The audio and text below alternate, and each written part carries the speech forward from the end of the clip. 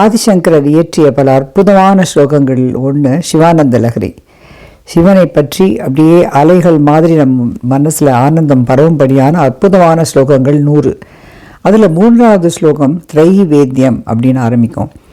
அந்த ஸ்லோகத்தில் 16 நாமாக்கள் வருது, சிவனோட ஷோடச நாமாக்கள். அதை ஒரு நாளைக்கு 8 தடவை சொன்னோன்னா 128 தடவை சிவனை நம்ம நினச்சதா, மனசில் அவரை நினச்ச ஸ்லோகம் சொன்னதா அர்த்தமாயிடும். அது முக்திக்கு வழிவகுக்கும் அந்த சிவானந்த லஹரி 100 ஸ்லோகங்களும். அதில் இந்த 3வது ஸ்லோகத்தை நமக்காக மிக தனது பாவமும் பக்தியும் நிறைந்த அற்புதமான குரலால் பாடி அனுப்பியிருக்கிறார் திருமதி சங்கரி சதீஷ் பரத்வாஜ் அவர்கள். அதை கேட்டு நீங்கள் இன்புறுவீர்களாக. அவருக்கு நமது மனமார்ந்த நன்றி. அந்த பாடலுக்கு அப்புறம் அதோட சுருக்கமான அர்த்தத்தை நம்ம பார்க்கலாம்.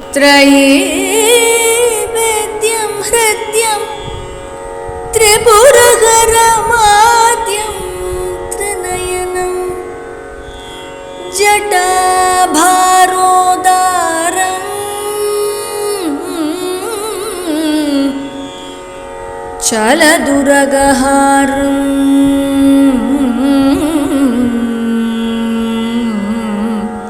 मृगधरं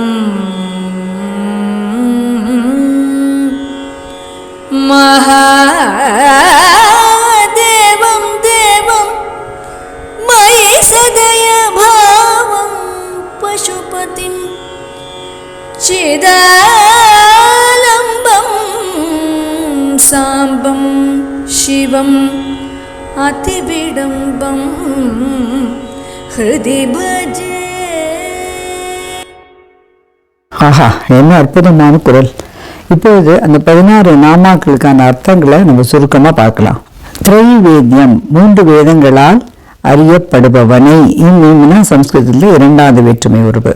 ஹிருத்யம் என்று ஹிருதயத்துக்கு நெருக்கமானவனை, ஹிருதயத்தில் வசிப்பவனை.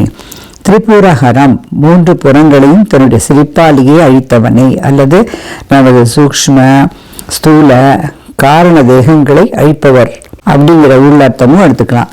ஆத்யம், அதாவது ஆதி காலம் தொட்டே இருப்பவர். திரிநயனம், முக்கண்ணன், தன்னுடைய 3வது கண்ணால் தான் மன்மதனை எரித்தார் இல்லையா.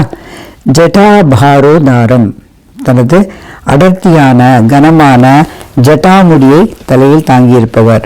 சலத் உரகஹாரம், அசைகின்ற உரகம்னா பாம்பு, பாம்பையே தனது ஆபரணமாக அணிந்தவர்.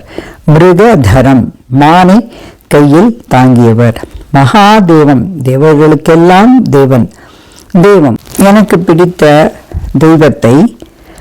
மை சதய பாவம், எனக்கு கருணை மழையாக பொழியும் அந்த சிவனை. பசுபதி, ஒரு மிருகம் மாதிரி, ஒரு பசு மாதிரி இருக்கிற எனக்கு தலைவனானவனை. சிதாலம்பம், என்னுடைய ஹிருதயத்தில் எப்போதும் நிறைந்து உறைபவனை. சாம்பம், அம்பிகையோடு உறைபவனை. சிவம், மங்களமானவனை. அதிவிடம்பம், எல்லா கலைகளிலும், நாட்டியக்கலை, நடிப்புக்கலை எல்லாவற்றிலும் சிறந்தவனை.